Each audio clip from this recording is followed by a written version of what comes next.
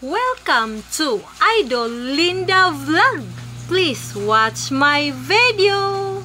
For today's video ay ituturo ko sa inyo kung ano ang technique sa pagluluto ng adobong talong. Pero medyo na-orange siya kasi ang ating cellphone ay sobrang filter. Backward tayo mga idol sa pag-prepare ng ating lulutuing adobong talong. Pero unang-una, ang isa sa pinaka-importanting rekado ay siyempre ang pagmamahal. Kasi ang pagmamahal ay hindi yan makikita, kundi madarama. Charot! Kumpleto na ang ating mga rekado mga idol. Kaya sisimulan na natin ang pagluluto. Pero habang nagluluto tayo, ay kakain tayo ng ating mga favorite na healthy snack. Kasi matagal man maluto yan, kaya busog tayo bago yan matapos. Busog tayo sa pagmamahal.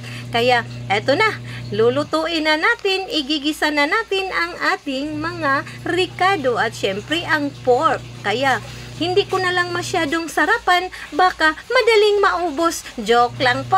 Siyempre sasarapan natin ang ating pagkain. Tayo nga ang nagluluto, di ba?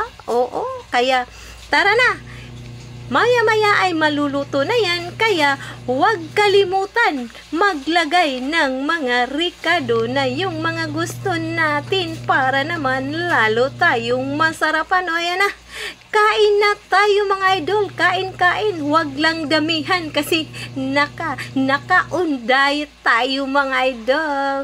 Thank you for watching.